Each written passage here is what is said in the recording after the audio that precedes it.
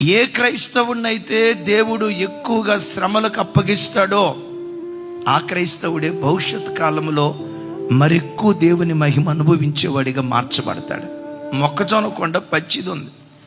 ఆ పచ్చి మొక్కజొన్న కొండ కొన్నాం అనుకోండి, దాని ఖరీదు 5 రూపాయలు. నిప్పుల మీద ఆ మొక్కజొన్నను కాల్చి నిమ్మకాయ ఉప్పు రాస్తాడు కదా, 5 రూపాయలు మొక్కజొన్న కండి కాస్త 15 రూపాయలు అయిపోద్ది. అదే మొక్కజొన్న పొత్తులో నుంచి వచ్చిన ఆ చిన్న చిన్న గింజలు పాప్కార్న్ పెరణ మీద వేడి చేస్తే దాని ఖరీదు 50 రూపాయలు అయిపోయింది.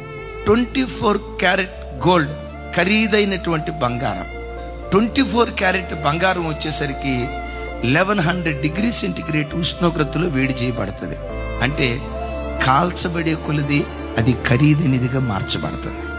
ఈ వాక్యం వింటున్న మీలో ఎవరైనా ఎందుకోనయ్యా నాకే, ఎందుకోనయ్యా నా కుటుంబంలోనే, ఎందుకోనయ్యా నా జీవితంలోనే ఈ ఆపదలన్నీ జరుగుతున్నాయి, నా జీవితంలోనే నేను తలెత్తుకోలేకపోతున్నాను, నా జీవితంలోనే నేను అనుభవించే ఈ శ్రమలు ఎవరికి చెప్పుకోలేక ఒంటరిగా కుమిలి బ్రతుకులో ఏడుస్తున్నాను, ఎందుకో నా జీవితంలోనే శ్రమలు ఎక్కువ వస్తున్నాయి అని ఒకవేళ ఈరోజు మాట్లాడుతున్నావా? చెల్లి, ఈ మాట విను. తమ్ముడా, ఈ మాట విను. ఈరోజు ఎక్కువగా నువ్వు కాల్చబడుతున్నావంటే భవిష్యత్ కాలంలో మరెక్కువ మహిమను దేవుడు నీకు అనుగ్రహించబోతున్నాడు.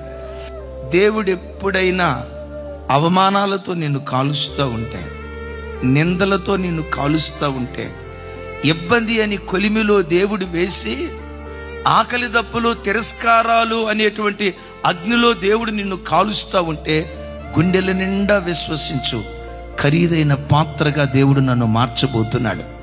ఓ విలువైన వాడిగా దేవుడు నన్ను మార్చబోతున్నాడు. కానీ నశించిపోవటానికి దేవుడు నన్ను కాల్చటలేదని, కాల్చేటప్పుడు ఆయన చిత్తానికి నీవు అప్పగించుకొందువుగాక.